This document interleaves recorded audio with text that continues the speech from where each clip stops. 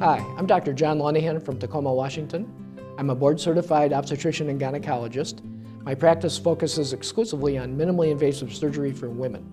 I am currently an associate clinical professor of obstetrics and gynecology with the University of Washington School of Medicine, and I'm the medical director for robotics and minimally invasive surgery for Multicare Health Systems in Tacoma, Washington. What is a myomectomy? A myomectomy is the removal of one or more fibroids from a woman's uterus.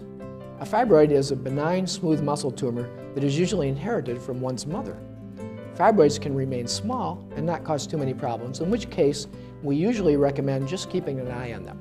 However, they can sometimes grow in the wrong locations and they can cause heavy and prolonged menstrual bleeding. They can also grow very large, and that can result in many bulk or pressure symptoms from their large size. Finally, they can cause significant problems for a woman who is trying to become pregnant. We almost always recommend removing fibroids prior to becoming pregnant. If a woman is done with childbearing and her fibroids are causing problems, then we will often recommend a hysterectomy, which can be done in a minimally invasive fashion most of the time. How is a myomectomy performed, and how long is the recovery for a myomectomy? A myomectomy involves surgical removal of the myomas, which are also called fibroids, from the uterus. Unfortunately, over 97% of the time in the United States, this operation is done through an abdominal incision.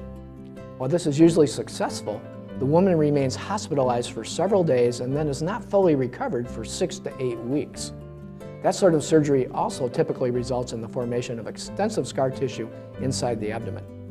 In the United States, a very small number of surgeons are able to remove these tumors through a laparoscope that allows for a faster recovery with less blood loss and adhesions. Since the availability of the Da Vinci surgical robot in 2005, we can now offer this procedure to most women through small laparoscopic incisions that allow much faster recovery and return to normal activities, as well as excellent pregnancy outcomes. The surgeons who can perform this operation well usually have extensive experience with the surgical robot. Most women will leave the hospital on the same day and return to normal activities in 1 to 2 weeks, depending on the extent of their surgery. How do I know if I should have a myomectomy instead of a hysterectomy? The answer usually depends on your desire for future childbearing. Not all women are candidates for a myomectomy. That depends on the number, size, and location of the fibroids, and if their removal would still leave a functional uterus. Myomectomy is considered a temporary procedure since most uteruses will grow new fibroids over time. It's similar to weeding a garden. The weeds eventually come back. There are other medications and minimally invasive therapies for helping manage fibroid symptoms, including anti-estrogen medications, focused ultrasound, embolization, and myolysis. However, these are all considered temporary treatments to help improve symptoms for a limited period of time. In the long run, the only cure for bothersome fibroids is removing the uterus.